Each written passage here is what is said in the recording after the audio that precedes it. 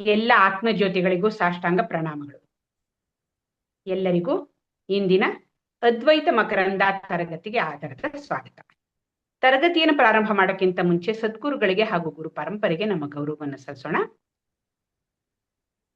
ಸುಜಿ ಅವರೇ, ಪ್ರಾರ್ಥನೆ ಮಾಡ್ತೀರಾ?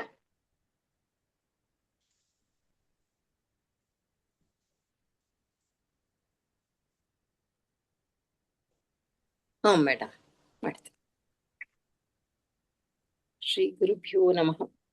ಶ್ರೀ ನರಸಿಂಹ ಪ್ರಭುಗಳಿಗೆ ವಂದಿಸುತ್ತಾ ಇಂದಿನ ಸತ್ಸಂಗವನ್ನು ಪ್ರಾರಂಭಿಸೋಣ.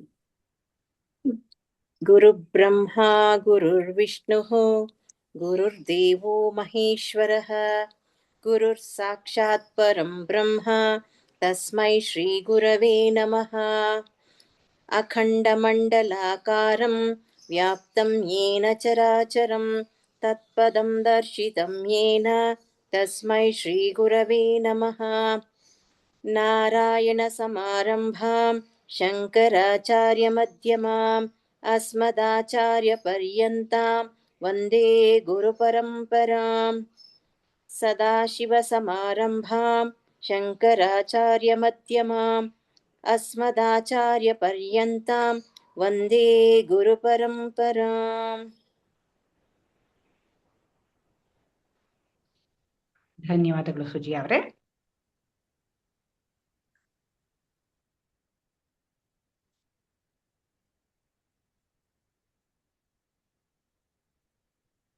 ಇವತ್ತು ಅದ್ವೈತ ಮಕರಂದ ಇದನ್ನ ಪ್ರಾರಂಭ ಮಾಡೋಣ. ಅದರ ಮೊದಲನೇ ವಿಡಿಯೋ ಇವತ್ತು ಸುಮ್ಮನೆ ಪ್ರಸ್ತಾವನೆ ಇದೆ. ಅದರಲ್ಲಿ ನಾವು ಅನೇಕ ಪ್ರಕರಣ ಗ್ರಂಥಗಳನ್ನ ಅಧ್ಯಯನ ಮಾಡ್ಕೊಂಡು ಬಂದಿದ್ದೀವಿ. ಇದು ಒಂದು ಮನನ ಪ್ರಧಾನ ಗ್ರಂಥ ಅಂತ ಹೇಳ್ತಾರೆ. ಶ್ರವಣ ಪ್ರಧಾನ ಗ್ರಂಥಗಳನ್ನು ಎಷ್ಟೊಂದು ನಾವು ಅಧ್ಯಯನ ಮಾಡಿದ್ದೀವಿ. ಇದು ಮನನ ಪ್ರಧಾನ ಗ್ರಂಥ. ಈಗ ಪ್ರಶ್ನೋತ್ತರಗಳ ಮೂಲಕ ಪ್ರಾರಂಭ ಮಾಡೋಣ.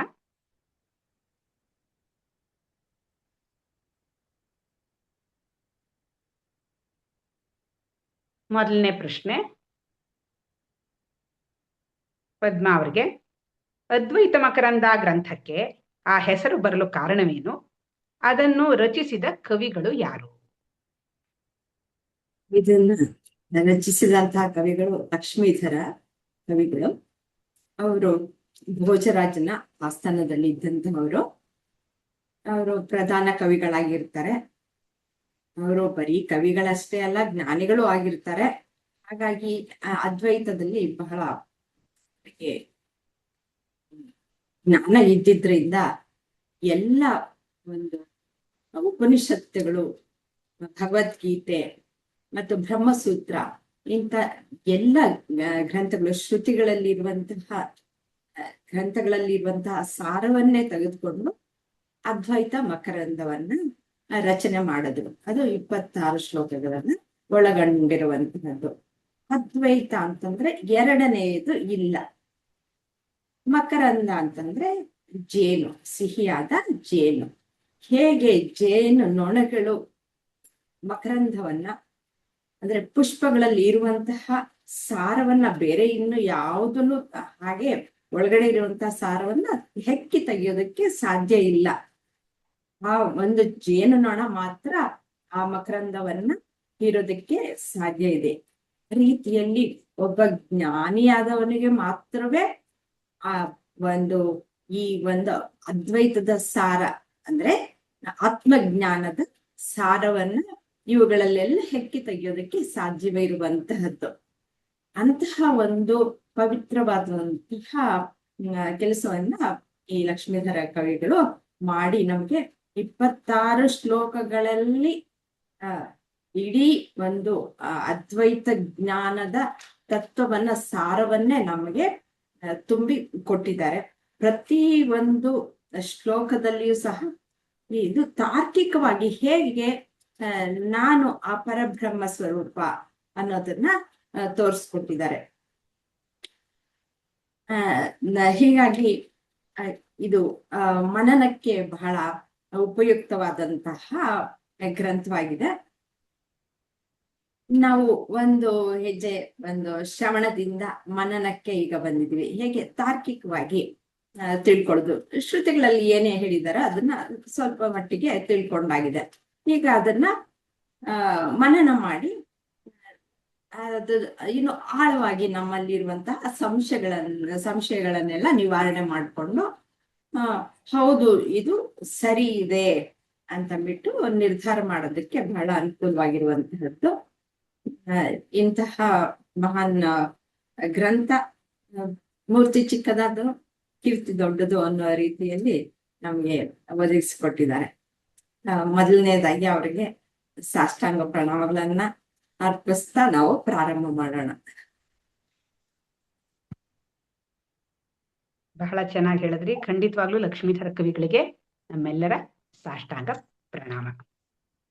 ಸುಜಿ ಅವರಿಗೆ ಜೇನು ಹುಳುವನ್ನು ಹಾಗೂ ಅದು ಸಂಗ್ರಹಿಸುವ ಜೇನನ್ನು ಕವಿ ಯಾವುದಕ್ಕೆ ಹೋಲಿಸಿದ್ದಾರೆ ವಿವರಿಸಿ. ಈಗಾಗಲೇ ಹೇಳಿದ್ದಾರೆ ಅವರು, ಮತ್ತೆ ಅದನ್ನು ಜೇನು ಒಂದಷ್ಟು ಹೂಗಳ ಹತ್ರ ಹೋಗ್ಬಿಟ್ಟು ಇದನ್ನ ಮಕರಂದನ್ನ ಕಲೆಕ್ಟ್ ಮಾಡ್ಕೊಳ್ಳುತ್ತೆ. ಅದೇ ನಾವುಗಳು ಸಂತೋಷಕ್ಕಾಗಿ ಎಲ್ಲಾ ಪ್ರಪಂಚದಲ್ಲಿ ಇರೋ ಎಲ್ಲಾ ಕಡೆನೂ ಹುಡುಕಿ ಹುಡುಕಿ ಹುಡುಕಿ ಅದ್ರ ಹಿಂದೆ ಹೋಗ್ತೀವಿ. ತೃಪ್ತಿ ಅನ್ನೋದು ಸಿಗೋದೇ ಇಲ್ಲ. ಆ ತೃಪ್ತಿಯೊಂದು ಸಿಗಬೇಕು ಅನ್ನೋಕ್ಕೋಸ್ಕರನೇ ಅದ್ವೈತ ತಿಳಿದು ನಾವು ಜ್ಞಾನದ ಕಡೆ ಹೋಗಿ ಮುಕ್ತಿ ಪಡಿಬೇಕು. ಚೆನ್ನಾಗಿ ಹೇಳಿದ್ರಿ. ಮುಂದಿನ ಪ್ರಶ್ನೆ ಸಾವಿತ್ರಿ ಅವರಿಗೆ, ಸಮುದ್ರ ತೀರದ ಭಿಕ್ಷುಕನ ಕಥೆ ಏನನ್ನು ಹೇಳುತ್ತದೆ? ಭಿಕ್ಷುಕನ ಕಥೆಯಿಂದ ಯಾಕೆ ಅಂತ ನಮ್ಗೆ ಯಾವಾಗ ನಾವು ಜ್ಞಾನ ತಿಳ್ಕೊಳ್ದಿರ ಇರ್ತೀವೋ, ಅಜ್ಞಾನದಲ್ಲೇ ಇರ್ತೀವೋ, ಆವಾಗ ಭಿಕ್ಷುಕರಂತೇನೆ. ಈ ಪ್ರತಿಯೊಂದು ಹೂವಿನಲ್ಲೂ ಹೋಗಿ ಮಕರಂದ ತಂದು ಒಂದು ಕಡೆ ಇಡತ್ತೆ, ಅದು ಶಾಶ್ವತ ಅಲ್ಲ ಅಂತ. ಅದೇ ತರಾನೇ ನಾವು ಸಂತೋಷಕ್ಕಾಗಿ ಒದ್ದಾಡ್ತಾ ಇರ್ತೀವಿ. ನಮ್ಮ ಸ್ವರೂಪ ನಮ್ಮ ಹತ್ರನೇ ಇದ್ರೂನು ನಮ್ಗೆ ಅಜ್ಞಾನ ಗೊತ್ತಿಲ್ಲದೆ ಇರೋದ್ರಿಂದ ನಾವು ಆ ಒಂದು ನಿಧಿ ಅನ್ನೋದು ನಮ್ಮ ಬಳಿ ಇರತ್ತೆ. ಗೊತ್ತಿಲ್ಲದೆ ಇರೋದ್ರಿಂದ ನಾವು ಓಡಾಡ್ತಿರ್ತೀವಿ, ಅದ್ರ ಮೇಲೆ ಕೂತೆ ಇರ್ತೀವಿ, ನಮಗ್ ಗೊತ್ತೇ ಇರಲ್ಲ. ಅಂತ ಒಂದು ಅಜ್ಞಾನ ಅನ್ನೋದನ್ನ ನಮ್ಗೆ ಈ ಭಿಕ್ಷುಕನಿಂದ ಹೇಳತ್ತೆ, ಆ ಒಂದು ಭಿಕ್ಷುಕನ ಕಥೆಯಿಂದ ಅಂತ. ಯಾಕೆಂದ್ರೆ ಎಲ್ಲಿವರೆಗೂ ಗೊತ್ತಾಗಲ್ವೋ ಅಲ್ಲಿವರೆಗೂ ಭಿಕ್ಷುಕನ ತರಾನೇ ನಾವು ಬೇಡ್ಕೊಳ್ಬೇಕಾಗತ್ತೆ ಅನ್ನೋದನ್ನ ಸೂಚಿಸುತ್ತೆ ಇಲ್ಲಿ. ನಿಜ. ಅಂದ್ರೆ ಅಲ್ಲಿ ಒಬ್ಬ ಭಿಕ್ಷುಕ ಕೂತಿರ್ತಾನೆ, ಅದನ್ನ ಹೇಳಿ, ಆ ಪ್ರಸಂಗ ಹೇಳಿ. ಅಲ್ಲಿ ಭಿಕ್ಷುಕ ಕೂತಿರ್ತಾನೆ, ಅವನಿಗೆ ಗೊತ್ತಿರಲ್ಲ, ಬೇಡ್ತಾ ಇರ್ತಾನೆ. ಒಂದೊಂದು ಕಾಸಿಗೂ ಬೇಡ್ಕೊಂಡು ಅವನು ಜೀವನನ್ನ ನಡೆಸ್ತಾ ಇರ್ತಾನೆ. ಕೊನೆಗೆ ಒಂದ್ ದಿವಸ ಹೋಗ್ಬಿಡ್ತಾನೆ ಸಮುದ್ರ ತೀರದಲ್ಲಿ ಅಂತ. ಆವಾಗ ಇವ್ರು ಬಂದು ಅವನ್ನ ಅಂತ್ಯ ಸಂಸ್ಕಾರ ಮಾಡ್ಬೇಕು, ಅವನ್ಗೆ ಯಾರು ಇಲ್ವಲ್ಲ. ಹಾಗಾಗಿ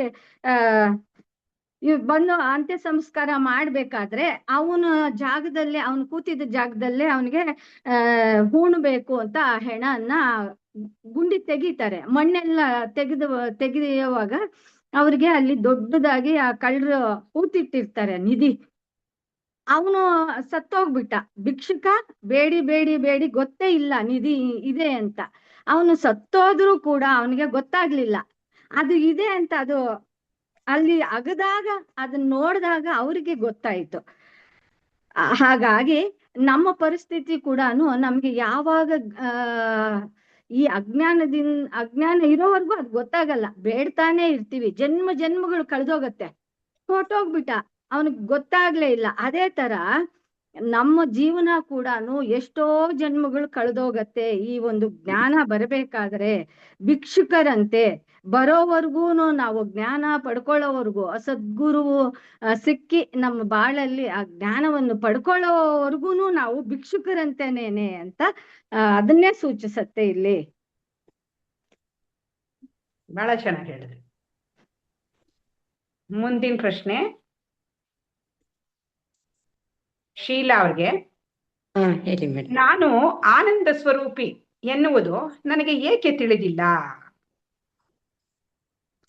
ಅಂದ್ರೆ ಮಗು ಹುಟ್ಟಿದಾಗಿಂದ ಏನಾಗತ್ತೆ ಅದನ್ನ ಹೇಳಿ. ನಾನು ಆನಂದ ಸ್ವರೂಪಿ ಅನ್ನೋದು ಯಾಕೆ ತಿಳಿದಿಲ್ಲ ಅಂದ್ರೆ, ಆ ಜ್ಞಾನ ನನ್ಗಿಲ್ಲ. ನಾನು ಅಜ್ಞಾನದಲ್ಲಿ ಹುಟ್ಟಿದೀನಿ. ಅಜ್ಞಾನ ಅನ್ನೋದು ತುಂಬಿಟ್ಟಿದೆ.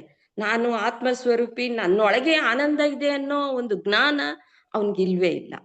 ಅದು ಹೇಗಾಗತ್ತೆ ಅಂತಂದ್ರೆ ಅದು ಅಜ್ಞಾನದಿಂದ ಬಂದಿರುತ್ತೆ. ಯಾಕೆ ನಾನು ಒಂದು ಪರಿಮಿತಿ ಒಳಗೆ ಇದ್ದೋಗ್ತೀವಿ. ಆ ಪರಿಮಿತವಾಗಿ ಯೋಚನೆ ಮಾಡ್ದಿರ ಒಂದು ಪರಿಮಿತಿಲಿದ್ದು ಆ ದುಃಖ ಸುಖ ಈ ಲೋಕ ಈ ಪ್ರಪಂಚದ ಏನು ಒಂದು ಇದಿದೆಯೋ ಅದನ್ನೇ ಅದೇ ಆನಂದದಲ್ಲೇ ಮಗ್ನ ಆಗ್ಬಿಟ್ಟಿರ್ತಾನೆ. ಇದು ಶಾಶ್ವತವಾದದ್ದು ಅಲ್ಲ ಅಂತ ಅವನಿಗೆ ಗೊತ್ತಿರಲ್ಲ. ಇದೇ ಸರ್ವಸ್ವ. ಈ ಲೋಕ ಈ ಜಗತ್ತು ಅನ್ನೋದೇ ಸತ್ಯ ಅಂತ ತಿಳ್ಕೊಂಬಿಡ್ತಾನೆ. ಈ ಜಗತ್ತು ಅನ್ನೋದು ಮಿಥ್ಯ. ಆದ್ರೂ ಅವನಿಗೆ ಅದರ ಅರಿವಿಲ್ಲ. ಅಜ್ಞಾನದಿಂದ ಆ ಅರಿವು ಮರ್ತೋಗ್ಬಿಟ್ಟಿದೆ. ಈ ಜಗತ್ತು ಸತ್ಯವಾದ್ದು.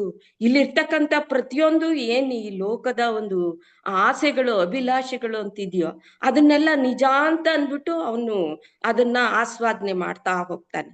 ಆ ಆಸ್ವಾದನೆ ಅನ್ನೋದು, ಆ ಕಾಮನೆ ಅನ್ನೋದು ಅವನಲ್ಲಿ ಹುಡ್ತಾ ಹೋದಾಗ ಅವನೇನಾಗ್ತಾನೆ, ಆ ಕಾಮನೆಯಿಂದ ಅವನು ಕರ್ಮಕ್ಕೆ ಹೋಗ್ತಾನೆ. ಆ ಕಾಮನೆ ಅನ್ನೋದು ಅವನಿಗೆ ಆಸೆ ಅನ್ನೋದು ಕರ್ಮ ಮಾಡೋದಕ್ಕೆ ಶುರುವಾಗತ್ತೆ. ಆ ಕರ್ಮದ ಫಲವನ್ನ ಅವನು ಹೊಂತಾ ಹೋಗ್ತಾನೆ. ಆ ಕರ್ಮದ ಫಲ ಸುಖನು ಕೊಡುತ್ತೆ, ದುಃಖನು ಕೊಡುತ್ತೆ. ಎರಡು ಒಂದು ನಾಣ್ಯದ ಎರಡು ಮುಖಗಳಿದ್ದಾಗೆ ಆ ಸುಖ ದುಃಖ ಅನ್ನೋದು. ಆ ಎರಡು ನಾಣ್ಯಗಳು, ಆ ಸುಖ ದುಃಖ ನಾನು ಅನುಭವಿಸ್ತಾ ಹೋಗ್ತಾನೆ. ಆದ್ರೆ ನಾನು ಆತ್ಮಸ್ವರೂಪಿ ಅನ್ನೋದು ಅವನಿಗೆ ಗೊತ್ತಿಲ್ಲದೆ ಇರೋದ್ರಿಂದ ಆ ಸುಖ ದುಃಖದಲ್ಲೇ ಆ ಬಂಧನದಲ್ಲೇ ಸಿಕ್ಕಾಕೊಂಡಾಗ ಏನಾಗತ್ತೆ, ಅವನು ಜನನ ಮರಣಗಳ ಸಂಕೋಲೆಗಳಿಗೆ ಸಿಕ್ಕಾಕ್ತಾನೆ. ಈ ಜನನ ಮರಣ ಸಂಕೋಲೆಯಿಂದ ದೂರ ಆಗ್ಬೇಕು, ಈ ಸಂಸಾರ ಬಂಧನದಿಂದ ನಾನ್ ದೂರ ಆಗ್ಬೇಕು ಅಂತ ಅಂದಾಗ ಅವನೇನ್ ಮಾಡ್ಬೇಕು, ಈ ಆತ್ಮಜ್ಞಾನವನ್ನ ಹೊಂದ್ತಾ ಹೋಗ್ಬೇಕು. ಅಂದ್ರೆ ನಾನು ಅನ್ನೋದು ಯಾರು, ನಾನು ಯಾರು ಅನ್ನೋದನ್ನ ಫಸ್ಟ್ ಅವನು ತಿಳ್ಕೊಬೇಕಾಗತ್ತೆ. ಅದನ್ನ ದ್ವೈತ ಭಾವದಲ್ಲಿ, ಅಜ್ಞಾನದಿಂದ ಆ ದ್ವೈತ ಭಾವದಲ್ಲಿ ನಾನು ಯಾರು ಅನ್ನೋದು ಅರಿದೀರ ಅವನಿರೋದ್ರಿಂದ ಈ ಎಲ್ಲ ಬಂಧನಗಳು ಕೂಡ ಅವನಿಗೆ ಅಂಟ್ಕೊಂಡಿರುತ್ತೆ.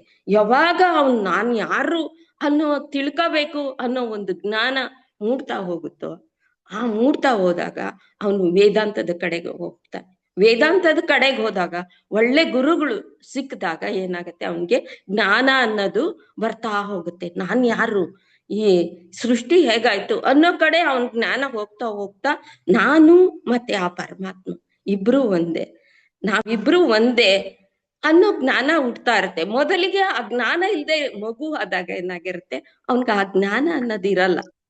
ಈ ಲೋಕಕ್ಕೆ ಬಂದಾಗ ಈ ಪ್ರಪಂಚದ ಜ್ಞಾನದ ಕಡೆಗೆ ಅವ್ನು ಹೋಗ್ತಾ ಇರ್ತಾನೆ. ನಾನೇನೋ ಇಂಗ್ಲಿಷ್ ಕಲಿಬೇಕು, ವಿಜ್ಞಾನ ಕಲಿಬೇಕು, ಈ ಜ್ಞಾನಗಳನ್ನ ಕಲಿಬೇಕು ಅಂತ ಅವ್ನ್ ದೊಡ್ಡವನಾಗ್ತಾ ಆ ಲೋಕದ ಜ್ಞಾನವೇ ಬರ್ತಾ ಇರುತ್ತೆ. ಆದ್ರೆ ಆ ಆತ್ಮಜ್ಞಾನ ಅನ್ನೋದು ಅವನಿಗೆ ಗೊತ್ತಿರಲ್ಲ. ಆ ಆತ್ಮಜ್ಞಾನವನ್ನ ಕಲಿಬೇಕು ಅಂತ ಉಟ್ಕೊಂಡಾಗ ಆ ಆತ್ಮಜ್ಞಾನವನ್ನ ನಿಜವಾದದ್ದು, ಅದೇ ಸತ್ಯವಾದದ್ದು, ಅದನ್ನ ತಿಳಿಬೇಕು ಅಂದಾಗ ಗುರುಗಳ ಬಳಿಗೆ ಹೋಗಿ ಮತ್ತೆ ವೇದ ಉಪನಿಷತ್ತುಗಳ ಒಂದು ಜ್ಞಾನವನ್ನ ಅರಿತು ಯಾವಾಗ ಸಾಧನೆ ಮಾಡ್ತಾನೋ ಆಗ ನಾನ್ ಯಾರು ಅನ್ನೋದು ಅವನಿಗೆ ತಿಳಿದು ಬರುತ್ತೆ. ಆಗ ಅವನು ಆ ಒಳ್ಳೆಯ ಒಂದು ಗುರುಗಳ ಮುಖಾಂತರ ಯಾವಾಗ ಅವನು ಆ ಮಾರ್ಗವನ್ನ ಹಿಡಿತಾನೋ, ವೇದಾಂತದ ಮಾರ್ಗವನ್ನ ಹಿಡಿದು ಉಪನಿಷತ್ತು ಭಗವದ್ಗೀತೆ ಇವುಗಳ ಮನನ ಶ್ರವಣ ನಿಧಿಧ್ಯಾಸವನ್ನು ಮಾಡ್ತಾ ಹೋಗ್ತಾನೋ ಆಗ ಅವನಿಗೆ ನಾನ್ ಯಾರು, ಆ ಬ್ರಹ್ಮ ಆ ಪರಮಾತ್ಮ ಜೀವಾತ್ಮ ಇಬ್ರು ಒಂದೇ, ಇವರಿಬ್ರಿಗೂ ಬೇರೆ ಬೇರೆ ಅನ್ನೋದಿಲ್ಲ, ಇವರಿಬ್ರು ಒಂದೇ ಅನ್ನೋ ಭಾವ ಹುಟ್ಕೊಂಡಾಗ ಅವನಲ್ಲಿ ಒಂದು ಅದ್ವೈತ ಅನ್ನೋದು ಅವನಲ್ಲಿ ಹುಟ್ತಾ ಹೋಗುತ್ತೆ. ಈ ಅದ್ವೈತ ಅಂತ ಅಂದ್ರೆ ಆ ಪರಮಾತ್ಮ ಜೀವಾತ್ಮ ಬೇರೆ ಅಲ್ಲ ಅನ್ನೋದೇ ಯಾವಾಗ ಅವನ ಹುಟ್ಕೊಳ್ಳುತ್ತೋ, ಆ ಅದ್ವೈತ ಜ್ಞಾನ ಅನ್ನೋದು ಅವನಲ್ಲಿ ಹುಟ್ಟುತ್ತೋ ಆಗ ಅವನು ಶಾಂತ ಸ್ವರೂಪವನ್ನ ತಾಡ್ತಾನೆ.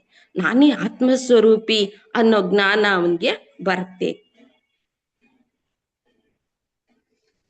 ಚೆನ್ನಾಗಿ ಹೇಳಿದ್ರಿ. ಅಂದ್ರೆ ಯಾತಕ್ಕೆ ಅವನಿಗೆ ತಿಳಿದಿಲ್ಲ ಅಂತಂದ್ರೆ, ನೀವು ಹೇಳಿದ್ರಿ ಅಜ್ಞಾನ ಇರುತ್ತೆ ಅಂತ. ಅದು ಮಗುಗೆ ಚಿಕ್ಕ ವಯಸ್ಸಿಂದನೂ ಎಲ್ಲಾದ್ರ ಬಗ್ಗೆನೂ ಅಜ್ಞಾನ ಇರುತ್ತೆ. ಆದ್ರೆ ಬೇರೆ ಅಜ್ಞಾನಗಳನ್ನೆಲ್ಲ ಅವನು ನಿವಾರಣೆ ಮಾಡ್ಕೊಳಕ್ ಆಗತ್ತೆ. ಈ ಪ್ರಪಂಚದ ಬೇರೆ ಬೇರೆ ಏನೇನು ಲೋಕ ಜ್ಞಾನವನ್ನ ಪಡ್ಕೊಳ್ಳೋದ್ರಿಂದ ಲೋಕದ ಬಗ್ಗೆ ಇರುವಂತಹ ಅಜ್ಞಾನ ಹೋಗುತ್ತೆ. ಅದಕ್ಕೆ ಉದಾಹರಣೆನೂ ಹೇಳ್ತಾರಲ್ಲ, ಇವಾಗ ಫಿಸಿಕ್ಸ್ ಗೊತ್ತಿಲ್ಲ, ಫಿಸಿಕ್ಸ್ ಕಲಿಯೋದ್ರಿಂದ ಫಿಸಿಕ್ಸ್ ಸ್ವಲ್ಪ ತಿಳಿಯುತ್ತೆ. ಅದು ಪೂರ್ತಿ ತಿಳಿಯಲ್ಲ, ಅದ್ ಬೇರೆ ವಿಷಯ. ಹಾಗೆ ಎಲ್ಲಾನು ಸ್ವಲ್ಪ ಸ್ವಲ್ಪ ತಿಳ್ಕೊಂಡು ಹೋಗ್ತಾನೆ. ಆದ್ರೆ ಅದನ್ನ ತಿಳಿಸುವಂತ ಗುರುಗಳು ಇರ್ತಾರೆಯೇ ಹೊರತು ಇದನ್ನ ಹೇಳ್ಕೊಡೋರು ಯಾರು ಇರಲ್ಲ. ಯಾಕೆಂದ್ರೆ ಸಾಮಾನ್ಯ ಜನರಿಗೆ ಆತ್ಮಜ್ಞಾನ ಅಂತಂದ್ರೆ ಏನು ಅನ್ನೋದೇ ಗೊತ್ತಿರಲ್ಲ. ಅದೇ ಮುಖ್ಯವಾದ ಸಮಸ್ಯೆ. ಅದೆಲ್ಲ ಗೊತ್ತಿರೋ ಹಾಗೆ ಎಲ್ರಿಗೂ ಇದು ಗೊತ್ತಿದ್ದಿದ್ರೆ ಅವಾಗ ಮಕ್ಕಳಿಗೆ ಚಿಕ್ಕ ವಯಸ್ಸಿಂದಾನೇ ಹೇಳ್ಬೋದಾಗಿತ್ತು, ಅವ್ರಿಗೆ ಗೊತ್ತಾಗೋದು. ಆದ್ರೆ ಅದು ಆಗಲ್ಲ. ಎಲ್ಲೋ ಬೆರಳೆಣಿಕೆ ಎಷ್ಟು ಜನರಿಗೆ ಮಾತ್ರ ಅದು ಗೊತ್ತಿರೋದ್ರಿಂದ ಸಾಮಾನ್ಯ ಜನರಿಗೆ ಅದು ಸಿಗಲ್ಲ. ಚೆನ್ನಾಗಿ ಸಂಧ್ಯಾ ಅವರು ಅಧ್ಯಾಸದಿಂದ ಉಂಟಾಗುವ ತೊಂದರೆ ಏನು? ಮೊದಲು ಅಧ್ಯಾಸ ಅಂದ್ರೆ ಏನು ಹೇಳಿ, ಅಧ್ಯಾಸ ಯಾಕಾಗತ್ತೆ ಹೇಳಿ, ಆಮೇಲೆ ಅದರಿಂದ ಏನ್ ತೊಂದರೆ ಆಗತ್ತೆ. ಅಧ್ಯಾಸ ಅಂದ್ರೆ ಅಜ್ಞಾನನೇ ಅಧ್ಯಾಸ. ನಾವು ದೇಹ ಮನ ಬುದ್ಧಿಗಳನ್ನೇ ನಾನು ಅಂತ ತಿಳ್ಕೊಂಡ್ಬಿಟ್ಟಿರ್ತೀವಲ್ಲ, ಈ ಅಜ್ಞಾನದಿಂದಾಗಿ ಅಧ್ಯಾಸ ಆಗ್ತಿರತ್ತೆ. ಇದ್ರ ಹಿಂದೆ ಒಂದ್ ಸೆಕೆಂಡು. ಅಜ್ಞಾನ ಅಧ್ಯಾಸ ಸ್ವಲ್ಪ ವ್ಯತ್ಯಾಸ ಇದೆ. ಅಜ್ಞಾನ ನಾನ್ ಯಾರು ಅನ್ನೋದು ಗೊತ್ತಿಲ್ಲದೆ ಇರೋದು. ಇವಾಗ ನೀವು ಸಂಧ್ಯಾ ಅಂತ ನಿಮಗ್ ಗೊತ್ತಪ್ಪ ಅಲ್ವಾ? ನಾನ್ ನಿಮ್ಮನ್ನ ನೀವು ಸಾವಿತ್ರಿ ಅಂತೀನಿ, ನೀವು ಒಪ್ಕೋತೀರಾ? ಇಲ್ಲ ಇಲ್ಲ, ಒಪ್ಕೊಳಲ್ಲ. ಯಾಕೆ ಒಪ್ಕೊಳಲ್ಲ? ನಿಮಗ್ ಗೊತ್ತು ನೀವು ಸಂಧ್ಯಾ ಅಂತ. ಹೌದು ಹೌದು. ಹಾಗೆ ಅರಗೋಗಿರೋದ್ರಿಂದ ನಿಮಗ್ ಸಂಧ್ಯಾ ಅನ್ನೋ ಜ್ಞಾನ ಇರೋದ್ರಿಂದ ನಾನು ನಿಮ್ ಮೇಲೆ ಅಧ್ಯಾಸ ಅಂದ್ರೆ ಬೇರೆ ಸಾವಿತ್ರಿ ಅನ್ನೋದನ್ನ ನಿಮ್ ಮೇಲೆ ಹೇರಕ್ ಹೋದ್ರೆ ನೀವು ಅಂತ ಬಿಸಾಕ್ಬಿಡ್ತೀರಾ. ಅದು ಒಪ್ಪಲ್ಲ. ಹಾಗಾಗಿ ಅಜ್ಞಾನ ಬೇರೆ ಅಧ್ಯಾಸ ಬೇರೆ. ಅಜ್ಞಾನ ಏನು? ನಾನ್ ಯಾರು ಅಂತ ಗೊತ್ತಿಲ್ಲದೆ ಅಜ್ಞಾನ. ಆಗೋದ್ರಿಂದ ಅದು ಗೊತ್ತಿಲ್ಲದೆ ಇರೋದ್ರಿಂದ ಏನಾಗುತ್ತೆ? ಬೇರೆ ನಾನು ಅಂತ ಅನ್ಕೊಳ್ತೀರಿ. ಹೌದು ಅಲ್ವಾ? ಬೇರೆ ನಾನು ಅನ್ಕೊಳ್ತೀನಿ. ಯಾವ್ದು ಬೇರೆದು? ಯಾವ್ದು? ದೇಹ ಮನ ಬುದ್ಧಿಗಳನ್ನೇ ನಾವು ಅಂತ ಅನ್ಕೊಂಡ್ಬಿಟ್ಟಿರ್ತೀವಿ. ಇದು ಅಧ್ಯಾಸ. ಈ ತರ ನಮ್ಗೆ ಅಧ್ಯಾಸ ಆಗ್ತಾ ಇರುತ್ತೆ. ಇದ್ರಿಂದ ಮುಂದೆ ಅಮ್ಮ ಪ್ರಶ್ನೆ? ಅದೇ, ಅದರಿಂದ ಏನ್ ತೊಂದ್ರೆ ಆಗತ್ತೆ? ತೊಂದ್ರೆ ಏನು ಅಂದ್ರೆ ಈ ಆತ್ಮದ ಈ ಎಲ್ಲಾ ಜ್ಞಾನ ಪಡ್ಕೊಂಡಿರ್ತೀವಿ. ಈಗ ಶೀಲಮ್ಮ ಹೇಳ್ದಾಗೆ ನಾವು ಏನೇನ್ ಅಜ್ಞಾನ ಇರತ್ತೆ, ಜ್ಞಾನ ಇಲ್ದೇ ಇರೋದ್ನೆಲ್ಲ ಹುಡ್ಕೊಂಡು ಹೋಗಿ ಕಲಿತಾ ಇರ್ತೀವಿ. ಹುಟ್ಟದಾಗಿಂದ ವಿದ್ಯೆ ಕಲಿಬೇಕು, ಶಾಲೆಗೆ ಹೋಗ್ಬೇಕು, ಎಲ್ಲಾನು ಕಲಿತಿರ್ತೀವಿ. ಪ್ರಪಂಚದಲ್ಲಿ ಬದುಕೋದು ಹೇಗೆ, ಯಾರ ಜೊತೆ ಹೇಗೆ ಕಮ್ಯುನಿಕೇಟ್ ಮಾಡೋದು, ಹೀಗೆ ಎಲ್ಲವನ್ನು ಕಲಿತಾ ಬರ್ತಿರ್ತೀವಿ. ಈಗ ಗಣಿತದ ಜ್ಞಾನ, ವಿಜ್ಞಾನದ ಜ್ಞಾನ, ಇವುಗಳನ್ನೆಲ್ಲ ಜ್ಞಾನ ಪಡ್ಕೋಬೇಕು ಅಂತ ಶಾಲೆಗೆ ಹೋಗ್ತೀವಿ, ಕಲಿತೀವಿ. ಪರಿವಾರದ ಜೊತೆನಲ್ಲಿರ್ತೀವಿ, ಹೇಗ್ ನಡ್ಕೋಬೇಕು ಅನ್ನೋದ್ ಕಲಿತಿರ್ತೀವಿ. ಈಗಷ್ಟೇ ವಿನ ಆದ್ರೆ ನಮ್ಗೆ ಯಾರು ಎಲ್ಲೂ ನಮ್ಗೆ ಹೇಳ್ಕೊಡೋದು ಇಲ್ಲ. ನಮ್ಗೆ ಯಾಕೆ ಈ ನೋವು ದುಃಖ ಬರ್ತಾ ಇದೆ ಅನ್ನೋದು ನಮ್ಗೆ ಅರಿವೇ ಇರಲ್ಲ. ಯಾಕೆ ಆಗ್ತಿದೆ ನಮ್ಗೆ ಅಂತ. ಎಲ್ಲವನ್ನು ಸಹಜವಾಗಿ ಏನೋ ಈ ಪ್ರಪಂಚದ ಜೊತೆಗೆ ನಮ್ಮನ್ನ ನಾವು ತೊಡಗಿಸ್ಕೊಂಡ್ಬಿಟ್ರೆ ಸುಖ ಆನಂದ, ಇದೇ ನಮ್ಗೆ ಆನಂದ ಅಂತ ತಿಳ್ಕೊಂಡಿದೀವಿ. ಇಲ್ಲ, ಇದೆಲ್ಲವನ್ನು ಮೀರಿದ ಈ ದುಃಖಗಳೇ ನಾನಲ್ಲ. ಇದಕ್ ಯಾವ್ದು ಆಗ್ತಿರೋ, ದೇಹಕ್ಕೆ ಆಗ್ತಿರೋ ನೋವು ನನಗಲ್ಲ, ಮನ್ಸಿಗಾಗ್ತಾ ಇರೋ ಸುಖ ದುಃಖಗಳು ನನ್ನದಲ್ಲ ಅನ್ನೋದನ್ನ ನಮ್ಗೆ ಅರ್ಥ ಮಾಡ್ಕೊಳಕ್ಕೆ ಆಗ್ತಾನೆ ಇರಲ್ಲ. ಯಾಕೆಂದ್ರೆ ಎಲ್ಲಾ ಹೇಳ್ಕೊಡೋ ಗುರುಗಳಿರ್ತಾರೆ, ನಮ್ಗೆಲ್ಲಾ ಪಾಠ ಕಲಿಸೋರು ಇರ್ತಾರೆ ಪ್ರಪಂಚದಲ್ಲಿ. ಆದ್ರೆ ಈ ಅಜ್ಞಾನವನ್ನ ದೂರ ಮಾಡೋದಿಕ್ಕೆ ಯಾರು ನಮ್ ಗುರುಗಳೇ ಸಿಕ್ಕಿರಲ್ಲ. ಯಾಕೆಂದ್ರೆ ನಮ್ಗೆ ವೇದಾಂತದಲ್ಲಿ ಬರ್ತಕ್ಕಂಥ ವಿಷಯಗಳು ಏನು ನಮ್ಗೆ ಬಾಲ್ಯದಿಂದ ನಮ್ ಗಮನಕ್ಕೆ ಬಂದಿರಲ್ಲ. ಹೀಗಾಗಿ ನಾವು ತೊಳಲಾಡ್ತಾ ಇರ್ತೀವಿ. ಇದನ್ನ ಹೋಗ್ನಾಡಿಸ್ಕೋಬೇಕಾದ್ರೆ, ಯಾಕೆಂದ್ರೆ ಈಗ ಅದ್ರ ಪರಿಣಾಮನೂ ಜಾಸ್ತಿನೇ ಇರುತ್ತೆ. ಈ ಅಜ್ಞಾನದಿಂದ ಹೇಗೆ ನಮ್ಗೆ ಕ್ಯಾನ್ಸರ್ ರೋಗಿ ಬಂದವನಿಗೆ 108 ಕಾಯಿಲೆಗಳು ಅದಕ್ಕೆ ಜೊತೆಲಿ ಸೇರ್ಕೊಂಡ್ ಬರ್ತಾ ಇರುತ್ತೋ ಒಂದಕ್ಕೊಂದು, ಹಾಗೆ ನಮ್ಗೂನು ಅಷ್ಟೇ ಜೀವನದಲ್ಲಿ ಈ ಅಜ್ಞಾನದಿಂದಾಗಿ ಬಹಳಷ್ಟು ಅನುಭವಗಳು ಆಗ್ತಿರುತ್ತೆ ಕೆಟ್ಟದಾಗಿ. ಆದ್ರೆ ಇದ್ಯಾವುದನ್ನು ನಾವು ಮೀರಿ ಹೋಗೋದಕ್ಕೆ ಒಬ್ಬ ಸದ್ಗುರುಗಳ ಅವಶ್ಯಕತೆ ಇರುತ್ತೆ. ಅದ್ ಸಿಕ್ಕಿರಲ್ಲ. ಇವೆಲ್ಲ ದೇಹ ಮನ ಬುದ್ಧಿಗಳು ನಂದಲ್ಲ. ಅಂದ್ರೆ ದೇಹದ ಗುಣ ಅರಿವಿದೆ. ಅಂದ್ರೆ ಈ ದೇಹ ನಾನು, ಸಾಧನಗಳು ಅಂದ್ರೆ ಈ ದೇಹನ ಒಂದು ಸಾಧನವಾಗಿ ಉಪಯೋಗಿಸ್ಕೊಂಡು ಜೀವನ ಮಾಡ್ಬೇಕು ಅನ್ನೋದು ನಮಗ್ ಗೊತ್ತಿರಲ್ಲ. ಈ ಅಜ್ಞಾನದಿಂದ ಅವಿದ್ಯೆ, ವಿದ್ಯೆ ಇಲ್ದಂಗ ಆಗೋದು, ವಿದ್ಯೆಯಿಂದ ಅಧ್ಯಾಸ, ಹೀಗೆ ತಪ್ಪು ತಿಳುವಳಿಕೆಯಾಗಿ ದೇಹ ಮನ ಬುದ್ಧಿನೇ ನಾನು, ಇವುಗಳು ಸಾಧನಗಳು ಅನ್ನೋ ಅರಿವಿರ್ದೇನೆ ನಾವು ದೇಹದ ಗುಣ, ಹುಟ್ಟು ದೇಹ ಈಗ ಬೆಳೀತಾ ಇದೆ, ಹುಟ್ಟಿದೆ ಅಂತ ನೋಡ್ತಾ ಇರ್ತೀವಿ. ಈ ಬೆಳವಣಿಗೆ ಮತ್ತೆ ಈ ಮನಸ್ಸಿಗಾಗ್ತಾ ಇರೋದು ರೋಗ ಸಾವು ಇವುಗಳೆಲ್ಲ ನಂದು ಅಂತ ತಿಳ್ಕೊಂಡ್ಬಿಟ್ಟಿರ್ತೀವಿ. ದೇಹಕ್ಕಾಗಿರೋದೆಲ್ಲ ಆತ್ಮಕ್ಕೆ ಹುಟ್ಟಿಲ್ಲ, ಸಾವಿಲ್ಲ, ನೋವಿಲ್ಲ, ಯಾವುದು ಅದ್ರ ಕರುವಿಗೆ ಬರಲ್ಲ ಅನ್ನೋದು ನಮಗ್ ಗೊತ್ತೇ ಆಗ್ತಿರಲ್ಲ. ಈ ದೇಹನೇ ನಂದು ಅನ್ಕೊಂಡ್ಬಿಟ್ಟು ಮನಸ್ಸಿಗಾಗ್ತಿರೋದು ಅಷ್ಟೇ. ಸುಖ ದುಃಖ ಇವುಗಳು ನನ್ನವಲ್ಲ ಅನ್ನೋದು ನಮ್ಗೆ ಅರಿವಾಗಿರಲ್ಲ. ಇದಕ್ಕಾಗ್ತಿರೋದೆಲ್ಲ ಎಲ್ಲದ್ರ ಹಿಂದೆ ಚಂಚಲವಾಗಿರೋ ಈ ಮನಸ್ಸು ಒಂದು ಸೀಮಿತಕ್ಕೆ ಇಟ್ಕೋಬಹುದು ನಾವು. ಆ ಮನಸ್ಸಿನ ಮೂಲಕ ನಾವು ಆತ್ಮಜ್ಞಾನವನ್ನ ಈ ಗುರುಗಳು ಹೇಳೋದನ್ನ ತಿಳ್ಕೊಬಹುದು ಅನ್ನೋದು ನಮಗ್ ಗೊತ್ತಿರಲ್ಲ. ಇದನ್ನೇ ಆ ಮನಸ್ಸಲ್ಲೂ ಅಷ್ಟೇ ಕುಣಿತಾ ಇರುತ್ತೆ. ಈಗ ನೀವು ಹಿಂದೆ ಹೇಳಿದಾಗ ಏನಾದ್ರು ಒಂದು ಆಸೆ, ನಾನೇನೋ ಒಂದು ಆ ವಸ್ತು ಪಡ್ಕೊಂಡ್ಬಿಟ್ರೆ ನನಗೆ ಆನಂದ ಸಿಗುತ್ತೆ ಅಂತ, ಈಗ ಒಂದು ಕಾಫಿ ಕುಡಿಬೇಕು ಅನ್ಸುತ್ತೆ, ಕಾಫಿ ಕುಡಿದ್ರೆ ನನ್ ಸುಖ ಆರಾಮ್ ಇಷ್ಟೇ ಜೀವನ ಅಂತ ತಿಳ್ಕೊಂಡ್ಬಿಟ್ಟಿರ್ತೀವಿ. ಅದು ಕ್ಷಣಿಕ, ಅದು ಶಾಶ್ವತವಾದ ಸುಖ ಅಲ್ಲ ಅನ್ನೋ ಅರಿವು ನಮ್ಗೆ ಇರಲ್ಲ. ಹಾಗಾಗಿ ಈ ಬುದ್ಧಿ ಮೇಲೆ ನಮ್ಗೆ ಹಿಡ್ತಾನು ಇರಲ್ಲ. ಅದು ಅಷ್ಟೇನೆ, ಅದು ಹೇಗ್ ಬೇಕಾಗೆ ಆಡ್ತಾ ಇರುತ್ತೆ. ಇವುಗಳಿಗೆಲ್ಲದಕ್ಕೂ ಒಂದು ಪರಿಮಿತಿ ಇದೆ ಅನ್ನೋದು ನಮಗ್ ಗೊತ್ತೇ ಆಗಿರಲ್ಲ. ಇದನ್ನ ಮೀರಿ ನಾವು ಆನಂದ ಪರವಶರಾಗ್ಬೋದು. ಬುದ್ಧಿ ನಾನು ಅಂದಾಗ ಒಂದು ಜ್ಞಾನಕ್ಕೆ ಒಂದು ಪರಿಮಿತಿ, ದೇಹ ಮನ ಬುದ್ಧಿ ನಾನು ಅಂತ ತಿಳ್ಕೊಂಡಾಗ ಅದಕ್ಕೆಲ್ಲ ಒಂದು ಪರಿಮಿತಿ ಇದೆ, ಇಷ್ಟೇ ಅಂತ. ದೇಶ ಕಾಲಗಳ ಪರಿಮಿತಿ ಇದೆ. ಈ ಆತ್ಮನ ಆನಂದಕ್ಕೆ ಯಾವುದೇ ಪರಿಮಿತಿ ಇಲ್ಲ ಅನ್ನೋದು ನಮ್ಗೆ ಅರಿವಿಗೆ ಬಂದಿರಲ್ಲ. ಈ ತರ ಅದ್ರದ್ದು ಬಹಳಷ್ಟು ಪರಿಣಾಮಗಳು ಬೆಳೀತಾ ಹೋಗುತ್ತೆ. ದೇಹ ಆನಂದ ಅಪರಿಮಿತ, ಆತ್ಮನ ಆನಂದ ಅಪರಿಮಿತ ಅನ್ನೋದನ್ನ ನಾವು ತಿಳ್ಕೊಬೇಕಾಗಿರುತ್ತೆ ಇವುಗಳನ್ನೆಲ್ಲ ಮೀರಿ. ಸರಿ, ಚೆನ್ನಾಗಿ ಹೇಳಿದ್ರಿ. ಮುಂದಿನ ಪ್ರಶ್ನೆ ಪದ್ಮಾ ಅವ್ರಿಗೆ. ಕರ್ಮಬಂಧನ ಹೇಗೆ ಉಂಟಾಗುತ್ತದೆ? ಇದಕ್ಕೆ ಪರಿಹಾರವೇನು? ಇವಾಗ ಸಂಜೆ ಹೇಳಿದಾಗೆ ಈ ಅವಿದ್ಯೆಯಿಂದ ಅಧ್ಯಾಸ ಅಂದ್ರೆ ತಪ್ಪು ತಿಳುವಳಿಕೆ, ನಾನು ದೇಹ ಮನಸ್ಸು ಬುದ್ಧಿ ಅಂತಂದ್ಬಿಟ್ಟು ಅನ್ಕೊಂಡಾಗ ಅಲ್ಲಿ ಪರಿಮಿತತೆ ಅನ್ನೋದು ಉಂಟಾಗತ್ತೆ. ನಾನು ಇಷ್ಟಕ್ಕೆ ಸೀಮಿತ, ನಾನು ಈ ದೇಹಕ್ಕೆ ಸೀಮಿತ, ನಾನು ಇಷ್ಟು ಮನಸ್ಸು ಇದಕ್ಕೆ ಸೀಮಿತ, ಹೀಗೆ ಬುದ್ಧಿ ಇವು ಎಲ್ಲವೂ ಸೀಮಿತತೆಯನ್ನ ಒಳಗೊಂಡಿರೋದು. ಹಾಗೆ ನಾನು ದೇಹ ಅನ್ಕೊಂಡಾಗ ಕರ್ತ ಅನ್ಕೊಳ್ತೀನಿ, ನಾನು ಮನಸ್ಸು ಅಂದಾಗ ಭೋಕ್ತ ಅನ್ಕೊಳ್ಳೋದು, ಮತ್ತೆ ಬುದ್ಧಿ ಅನ್ಕೊಂಡಾಗ ಜ್ಞಾತ ಅನ್ಕೊಂಡು ಹೊರ ಪ್ರಪಂಚದಲ್ಲಿ ನಾನು ಪೂರ್ಣತೆಯನ್ನ ಪಡೆಯೋದಕ್ಕೋಸ್ಕರ ಹೊರ ಪ್ರಪಂಚದಲ್ಲಿ ಕರ್ಮವನ್ನ ಮಾಡಕ್ಕೆ ಪ್ರಾರಂಭಿಸ್ತೀನಿ. ಇದು ಕಾಮ್ಯ ಕರ್ಮವಾಗತ್ತೆ.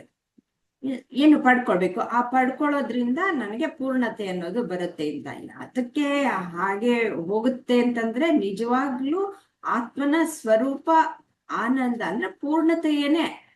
ಅದಕ್ಕೆ ಅದ್ರ ಗೊತ್ತಿಲ್ಲ, ಅದು ಹೊರಮುಖವಾಗಿ ಇಂದ್ರಿಯಗಳು ಚಲಿಸುವುದರಿಂದ ಹೊರಮುಖವಾಗಿ ಹೋಗಿ ವಿಷಯ ವಸ್ತುಗಳಿಂದ ನಾನು ಪೂರ್ಣತೆಯನ್ನು ಪಡಿಬಹುದೇನೋ ಅನ್ನುವ ತಪ್ಪು ತಿಳುವಳಿಕೆಯಿಂದ ಅಲ್ಲಿ ಕರ್ಮವನ್ನ ಮಾಡುತ್ತೆ. ಆ ಕರ್ಮದಿಂದ ಒಂದು ಕರ್ಮ ಫಲ ಅನ್ನೋದು ಬಂದೇ ಬರುತ್ತೆ. ಯಾವುದೇ ಒಂದು ಕರ್ಮ ಮಾಡಿದ್ರೆ ಕರ್ಮ ಫಲದಿಂದ ಏನು ಅದು ಒಳ್ಳೇದಾಗ್ಬೋದು ಅಥವಾ ಕೆಟ್ಟದ್ದಾಗ್ಬೋದು. ಅದು ಬೀಜ, ಅದು ವಾಸನೆಯಾಗಿ ಅಲ್ಲಿ ಉಳಿಯುತ್ತೆ. ಆ ವಾಸನೆ ಏನ್ ಮಾಡುತ್ತೆ, ಅದು ಸುಮ್ಮನೆ ಬಿಡುತ್ತಾ, ಅದು ರಾಗದ್ವೇಷಗಳನ್ನ ಉಂಟು ಮಾಡುತ್ತೆ. ನನಗೆ ಒಳ್ಳೆಯ ಒಂದು ಫಲ ಬಂದಾಗ ಅದ್ರ ಪಡಿಬೇಕು ಮತ್ತೆ ಪಡಿಬೇಕು ಅನ್ನುವ ಒಂದು ರಾಗ, ಅದಕ್ಕೆ ಮತ್ತೆ ಅದು ಕಾರ್ಯಪ್ರವೃತ್ತವಾಗತ್ತೆ. ಇಲ್ಲ ನನ್ಗೆ ಕೆಟ್ಟ ಒಂದು ಫಲಿತಾಂಶ ಬಂತು ಅಂದ್ರೆ ಆಗ ಅದರಿಂದ ದೂರ ಇರ್ಬೇಕು ಇದರಿಂದ ಅಂತ, ಅದಕ್ಕೂ ಸಹ ಕರ್ಮವನ್ನ ಮಾಡ್ಬೇಕು, ಅದನ್ನ ದೂರ ಇಡೋದಕ್ಕೂ ಕರ್ಮ ಮಾಡ್ಬೇಕು. ಮತ್ತೆ ಈ ಫಲ ಏನು ಒಂದು ಬಂದಿರುತ್ತೆ ಅದನ್ನ ಸಂಗ್ರಹಿಸಿ ನನ್ನದಾಗಿಯೇ ಇರಿಸ್ಕೊಳ್ಬೇಕು ಅನ್ನೋದಕ್ಕೂ ಕರ್ಮ ಮಾಡ್ಬೇಕು.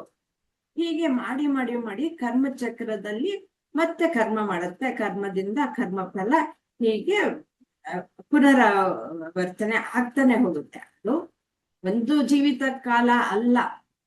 ನಾವು ಏನು ಒಂದು ಜೀವಿತದಲ್ಲಿ ಈ ಚಕ್ರ ಅನ್ನೋದು ಅನೇಕ ಬಾರಿ ಆಗ್ತಾನೆ ಇರುತ್ತೆ, ದಿನನಿತ್ಯನೂ ಆಗ್ತಾ ಇರಬಹುದು. ಹಾಗೆ ಜೀವನ ಪೂರ್ತಿ ಆಗುತ್ತೆ. ಅಷ್ಟೇ ಅಲ್ಲ, ಜೀವನ ಈ ಒಂದು ದೇಹ ಬಿದ್ದ ಮೇಲೂ ಸಹ ಇದು ಇನ್ನೊಂದು ಜನ್ಮವನ್ನು ತೆಗೆದುಕೊಂಡ್ರು ಸಹ ಅಲ್ಲೂ ಇದು ಈ ಚಕ್ರ ಕರ್ಮ ಚಕ್ರ ಅನ್ನೋದು ಪುನರಾವರ್ತನೆ ಆಗ್ತಾ ಇರುತ್ತೆ. ಹಾಗಾಗಿ ಸಂಚಿತ ಕರ್ಮ, ಪ್ರಾರಬ್ಧ ಕರ್ಮ ಇವೆಲ್ಲವೂ ಬರುವಂಥದ್ದು. ಆ ಪ್ರಾರಬ್ಧ ಕರ್ಮದಲ್ಲಿ ಈಗ ತೆಗೆದುಕೊಂಡು ನಾವು ಏನ್ ಅನುಭವಿಸ್ತಾ ಇದೀವೋ ಅದನ್ನ ಅನುಭವಿಸ್ತಾ ಇದ್ವಿ. ನಂತರ ಇಲ್ಲಿ ಮತ್ತೆ ಕ್ರಿಯೆ ಮಾಡೋಣ, ಕರ್ಮ ಏನ್ ಮಾಡ್ತೀವಿ ಅದು ಅದು ಸಹ ಆಗಾಮಿ ಕರ್ಮವಾಗಿ ಮತ್ತೆ ಸಂಚಿತಕ್ಕೆ ಸಿಕ್ಕಾಕೊಂಡ್ಬಿಡುತ್ತೆ. ಹೀಗೆ ಅನೇಕ ಜನ್ಮಗಳು ಕಳೆದು ಹೋಗ್ತಾ ಇರುತ್ತೆ ಈ ಅಜ್ಞಾನದಲ್ಲೇ. ಇದನ್ನ ಕಳೆದುಕೊಳ್ಬೇಕು ಅಂತಂದ್ರೆ ಜ್ಞಾನ ಒಂದೇ. ಯಾತಕ್ಕೆ ಅಂತಂದ್ರೆ ಈ ಎಲ್ಲವೂ ಏನು ಕರ್ಮಚಕ್ರ ಅನ್ನೋದು ನಡೀತಾ ಇರೋದು ಪ್ರಕೃತಿಯಲ್ಲೇ. ಪ್ರಕೃತಿ ಕ್ರಿಯಮಾಣಾನಿ ಗುಣೈ ಕರ್ಮಾಣಿ ಸರ್ವಶಃ ಅಹಂಕಾರ ವಿಮೂಢಾತ್ಮ ಕರ್ತಾಹ ಮಿತಿ ಮನ್ಯತೆ ಅಂತ ಭಗವದ್ಗೀತೆಯಲ್ಲಿ ಇರೋ ರೀತಿಯಲ್ಲಿ ಎಲ್ಲ ಪ್ರಕೃತಿಯಲ್ಲಿ ನಡೀತಾ ಇರುತ್ತೆ. ಅದು ಜ್ಞಾನ ಇಲ್ಲ. ಜ್ಞಾನ ಬಂದ ಮೇಲೆ ಅದು ನಾನಲ್ಲ, ಈ ಕ್ರಿಯೆಗಳೆಲ್ಲವೂ ಪ್ರಕೃತಿಯಲ್ಲಿ ನಡೀತಾ ಇದೆ ಅನ್ನೋದು ಗೊತ್ತಾದಾಗ, ಅಲ್ಲಿ ಬಿಟ್ಟಾಕಿದಾಗ ಅವನಿಗೆ ಯಾವ ಕರ್ಮಗಳು ಸಹ ಇರಲ್ಲ. ಈ 4 ಕರ್ಮಗಳು ನಾನು ಕರ್ತ ಅಲ್ಲ ಅಂತ ಯಾವಾಗ ಅನ್ಕೊಳ್ತಾನೋ ಆವಾಗ ಕ್ರಿಯಮಾಣಿ ಕರ್ಮ ಇಲ್ಲ, ಮತ್ತೆ ಆಗಾಮಿ ಕರ್ಮ ಇಲ್ವೇ ಇಲ್ಲ. ಆಮೇಲೆ ಈ ಪ್ರಕೃತಿಯಲ್ಲೇ ನಡೀತಾ ಇರೋದು ಇದೆಲ್ಲ ಏನು ಈ ದೇಹ ಮನಸ್ಸು ಬುದ್ಧಿಗಳ ಎಲ್ಲವೂ ಸಹ ಮಿಥ್ಯ ಅಂತ ಅವನಿಗೆ ಯಾವಾಗ ಗೊತ್ತಾಗುತ್ತೋ ಅದರಲ್ಲಿ ನಡೆಯುವಂತಹದ್ದು ಹೇಗೆ ಸತ್ಯ ಆಗುತ್ತೆ, ಅದು ನನಗೆ ಹೇಗೆ ಅಂಟ್ಕೊಳಕ್ಕೆ ಸಾಧ್ಯ ಅಂದಾಗ ಪೂರ್ತಿಯಾಗಿ ಪ್ರಾರಬ್ಧ ಕರ್ಮವೂ ಹೊರಟೋಗ್ಬಿಡುತ್ತೆ. ಸಂಚಿತ ಕರ್ಮವೂ ಹೋಗ್ಬಿಡುತ್ತೆ. ಆದ್ರೆ ಪ್ರಾರಬ್ಧ ಕರ್ಮ ಇದೆ ಅಂತಾರೆ, ಆದ್ರೆ ಖಂಡಿತ ಜ್ಞಾನಿಗೆ ಪ್ರಾರಬ್ಧ ಕರ್ಮಗಳು ಇಲ್ಲ. ಯಾಕೆಂದ್ರೆ ಎಲ್ಲ ಶಂಕರಾಚಾರ್ಯರಾಗ್ಲಿ ಶ್ರೀಕೃಷ್ಣ ಆಗ್ಲಿ ಕ್ರಿಯಮಾಣಾನಿ ಅಂತಂದ್ರೆ ಎಲ್ಲ ಅದು ಪ್ಲೂರಲ್ ಅಲ್ಲಿ ಹೇಳಿದಾನೆ. ಅಂದ್ರೆ ಎಲ್ಲಾ ಕರ್ಮಗಳು ಹೋಗುತ್ತೆ ಅಂತಂದ್ರೆ ಪ್ರಾರಬ್ಧ ಕರ್ಮವೂ ಸಹ ಇಲ್ಲ. ಏಕೆಂದ್ರೆ ತಾನ ದೇಹನೇ ಅಲ್ಲ, ಇದೆಲ್ಲ ಮಿಥ್ಯ ಅಂತ ಯಾವಾಗ ತಿಳ್ಕೊಳ್ತಾನೋ ಪ್ರಾರಬ್ಧ ಸಹ ಹೇಗಿರಕ್ಕೆ ಸಾಧ್ಯ ಅನ್ನೋದು ಈ ರೀತಿ. ಇದು ಕರ್ಮಚಕ್ರ. ಅದೆಲ್ಲ ಸುಮ್ಮನೆ ತೋರಿಕೆ ಅಷ್ಟೇ, ಅದು ಯಾವ್ದು ಸತ್ಯ ಅಲ್ಲ, ನಾನು ಮಾತ್ರ ಸತ್ಯ ಅಂತ. ಬಹಳ ಚೆನ್ನಾಗಿ ಹೇಳಿದ್ರಿ. ಹಾಗಾಗಿ ಈ ಸತ್ಯವನ್ನ ತಿಳ್ಕೊಳ್ಳೋದು ಬಹಳ ಮುಖ್ಯ ಆಗುತ್ತೆ. ಮುಂದಿನ ಪ್ರಶ್ನೆ ಸುಜಿಯಾ ಅವರಿಗೆ, ಕಾಮಾಗ್ನಿಯಿಂದ ದೂರವಾಗಲು ಯಾವ ಅಗ್ನಿಯ ಸಹಾಯ ಬೇಕು? ಜ್ಞಾನ ಯಜ್ಞಾನೇ ಬೇಕು. ನಮ್ದು ಜ್ಞಾನಾದಿ ದಗ್ಧ ಕರ್ಮಾಣಿ ಅಂತ ಹೇಳಿ, ನಮ್ಗೆ ಜ್ಞಾನ ಬಂದಾಗ ನಮ್ದೆಲ್ಲಾ ಕರ್ಮಾನು ಸುಟ್ಟು ಹೋಗತ್ತೆ. ಸೊ ನಾವು ಒಳ್ಳೆ ಸದ್ಗುರುನ ಮೊರೆ ಹೋಗಿ ನಾವು ಜ್ಞಾನ ಪಡೆದು ನಮ್ಮ ಅಜ್ಞಾನ ಕಳೆದು ನಮ್ದ ಸಂಚಿತ ಆಗಾಮಿ ಆ ಕರ್ಮಗಳನ್ನೆಲ್ಲ ಹೋಗಿಸಿ ಪ್ರಾರಬ್ಧ ಇರೋ ತನಕ ನಾವು ಭೂಮಿ ಮೇಲೆ ಇದ್ದು ಕರ್ಮಗಳೆಲ್ಲ ಮಾಡಿ, ಅದು ನಮ್ಗೆ ಅಂಟ್ಕೊಳ್ಳೋದಲ್ಲ, ಸುಮ್ನೆ ಇರೋಕ್ಕೋಸ್ಕರ ಮಾಡಿ ನಮ್ದು ಪ್ರಾರಬ್ಧ ಎಲ್ಲ ಕರ್ಮಗಳೆಲ್ಲ ಭಸ್ಮ ಮಾಡ್ಕೋತೀವಿ. ಜ್ಞಾನಾದಿ ದಗ್ಧ ಕರ್ಮಾಣಿ. Very nice. ಕಾಮಾಗ್ನಿಯಿಂದ ದೂರ ಆಗೋದಕ್ಕೆ ಜ್ಞಾನಾಗ್ನಿ ಬೇಕು. ಆ ಜ್ಞಾನಾಗ್ನಿಯಿಂದ ನಮ್ಗೆ ಈ ಅವಿದ್ಯೆ ನಾಶ ಆಗುತ್ತೆ, ಅಧ್ಯಾಸನು ಹೊರಟೋಗುತ್ತೆ. ಮುಂದಿನ ಪ್ರಶ್ನೆ ಸಾವಿತ್ರಿ ಅವರಿಗೆ, ಆತ್ಮಜ್ಞಾನದ ವಿಷಯವನ್ನು ಹೇಳಿಕೊಡುವವರು ಯಾರು? ಶ್ರೋತ್ರಿಯ ಬ್ರಹ್ಮನಿಷ್ಠರು ಅಂತ ಹೇಳ್ತಾರೆ ಆತ್ಮಜ್ಞಾನವನ್ನು ಕೊಡ್ಬೇಕಾದ್ರೆ. ಯಾಕೆಂದ್ರೆ ಅವ್ರಿಗೆ ಚೆನ್ನಾಗಿ ಗೊತ್ತಿರಬೇಕು, ವೇದಾಂತದ ಜ್ಞಾನ ಗೊತ್ತಿದ್ದು ಪಾಠ ಹೇಳ್ಕೊಡೋದನ್ನು ಬರ್ಬೇಕಾಗಿರತ್ತೆ ಶ್ರೋತ್ರಿಯ ಬ್ರಹ್ಮನಿಷ್ಠರಿಗೆ. ಯಾಕೆಂದ್ರೆ ತರ್ಕಬದ್ಧವಾಗಿ ಪಾಠವನ್ನು ಆ ಶಿಷ್ಯನಿಗೆ ಅರ್ಥ ಆಗುವ ಹಾಗೆ ಅದನ್ನ ತಿಳಿಸ್ಕೊಡ್ಬೇಕಾಗಿರತ್ತೆ. ಹಾಗಾಗಿ ಶ್ರೋತ್ರಿಯ ಬ್ರಹ್ಮನಿಷ್ಠರಾಗಿರ್ತಕ್ಕಂಥ ಗುರುಗಳನ್ನೇ ಆತ್ಮಜ್ಞಾನಕ್ಕೆ ಆಯ್ಕೆ ಮಾಡ್ಕೋತಾರೆ. ನಮ್ ಸದ್ಗುರುಗಳು ಅಂತ. ನಮ್ಮ ಸದ್ಗುರುಗಳು ಶ್ರೋತ್ರಿಯ ಬ್ರಹ್ಮನಿಷ್ಠರು. ಶ್ರೋತ್ರಿಯರು ಅಂದ್ರೆ ಈ ಶ್ರುತಿಗಳನ್ನ ಚೆನ್ನಾಗಿ ಹೇಳಕ್ಕೆ ಬಲ್ಲವರು. ಅದರಲ್ಲಿ ನೆಲೆ ನಿಂತಿರ್ಬೇಕು. ಅದರಲ್ಲಿ ಯಾವಾಗ್ಲೂ ಆ ನಿಷ್ಠೆನಲ್ಲಿ ಇರ್ತಾರೆ ಅವರು, ಬ್ರಹ್ಮನಿಷ್ಠರಾಗಿರ್ತಕ್ಕಂಥವ್ರು. ಸ್ತೋತ್ರ ಅಂದ್ರೆ ಬರೀ ಅದನ್ನ ಓದ್ಬಿಟ್ಟು ಅದರ ಅರ್ಥ ಮಾತ್ರ ತಿಳ್ಕೊಂಡಿರ್ತಾರೆ. ಸ್ತೋತ್ರಿಯ ಬ್ರಹ್ಮನಿಷ್ಠರು ಅಂತಂದ್ರೆ ಅದನ್ನು ವಿವರಿಸಿ ಪಾಠ ಹೇಳ್ಕೊಡ್ಬೇಕು, ಚೆನ್ನಾಗಿ ಅರ್ಥ ಆಗೋ ಹಾಗೆ ಪಾಠ ಹೇಳ್ಕೊಡ್ಬೇಕಾಗಿರತ್ತೆ. ನಿಜ. ಆ ಅವ್ರು ಅದ್ರಲ್ಲಿ ನಿಷ್ಠೆನಲ್ಲಿ ಹೇಳ್ತಾರಲ್ಲ, ಅವ್ರು ಇರ್ತಾರೆ. ಅದು ಅವರು ನಮ್ಗೆ ಅದೇ ನೀವು ಹೇಳ್ತಾ ಇರ್ತಾರಲ್ಲ ಮೇಡಮ್, ತೆರೆದ ಪುಸ್ತಕ ನಮ್ಮ ಗುರುಗಳು ಅಂತ. ಹಾಗೆ ಅವರು ಆ ಸ್ತೋತ್ರೀಯ ಬ್ರಹ್ಮನಿಷ್ಠರು ಅನ್ನೋದನ್ನ ನಮ್ಗೆ ಇಲ್ಲಿ ನೋಡ್ಬೋದು ನಾವು ಇದನ್ನ. ಎಷ್ಟೋ ಜನ ಬ್ರಹ್ಮನಿಷ್ಠರು ಇರ್ತಾರೆ, ಆದ್ರೆ ಅವ್ರಿಗೆ ಹೇಳ್ಕೊಡಕ್ ಬರಲ್ಲ. ಎಷ್ಟೋ ಜನ ಹೇಳ್ಕೊಡಕ್ ಬರುತ್ತೆ, ಆದ್ರೆ ಅವರು ಬ್ರಹ್ಮನಿಷ್ಠರು ಅಲ್ಲ. ಗೊತ್ತಾಗಿರುತ್ತೆ ಹೇಳಕ್ಕೆ. ಆದ್ರೆ ಎರಡೂ ಹಾಗಿದ್ರು ಆಗಲ್ಲ ಅಂತ ಹೇಳ್ತಾರೆ. ಸ್ತೋತ್ರೀಯ ಬ್ರಹ್ಮನಿಷ್ಠರಾಗಿರ್ತಕ್ಕಂಥವ್ರೇ ಬೇಕು ಅಂತ. ಕೆಲವ್ರಿಗೆ ಜ್ಞಾನ ಬಂದಿರತ್ತೆ, ಅವ್ರಿಗೆ ಹೇಳ್ಕೊಡಕ್ಕೆ ಬರಲ್ಲ, ಸುಮ್ನೆ ಅದನ್ನ ಅನುಭವಿಸ್ಕೊಂಡಿರ್ತಾರೆ, ಆತ್ಮನಲ್ಲಿ ರಮಿಸ್ತಾ ಇರ್ತಾರೆ. ಅದೇ ಹೇಳ್ಕೊಡೋದನ್ನ ಬರಬೇಕಾಗತ್ತೆ, ಅರ್ಥೈಸ್ಬೇಕಲ್ವಾ ಆ ಶಿಷ್ಯನಿಗೆ. ಅವನು ಯಾವ ಇದ್ರಲ್ಲಿ ಇದಾನೆ ಅನ್ನೋದನ್ನ, ಆ ಒಂದು ಗುಣಗಳನ್ನು ಕೂಡ ಅವನು ತಿಳ್ಕೊಬೇಕಾಗಿರತ್ತೆ. ಆ ಶಿಷ್ಯನ ಸ್ಥಿತಿಗೆ ಗುರು ಬಂದು ಹೇಳ್ಕೊಡ್ಬೇಕಾಗತ್ತೆ ಅನ್ನೋದನ್ನ. ಕೆಲವ್ರಿಗೆ ತುಂಬಾ ತಿಳ್ಕೊಂಡಿರ್ತಾರೆ, ಆ ಕರ್ಮ ಉಪಾಸನೆ ಇವೆಲ್ಲ ಮಾಡ್ತಾ ಮಾಡ್ತಾ ಮುಂದೆ ಹೋಗಿರ್ತಾರೆ. ಅಂತವ್ರಿಗೆ ಒಂದ್ ಸ್ವಲ್ಪ ಹೈ ಲೆವೆಲ್ ನಲ್ಲಿ ಹೇಳ್ಕೊಡ್ಬೇಕಾಗತ್ತೆ. ಏನು ಗೊತ್ತಿಲ್ದಿರೋರ್ಗೆ ಸಾಧಾರಣವಾಗಿ ಹೇಳ್ಕೊಡ್ಬೇಕಾಗಿರತ್ತೆ.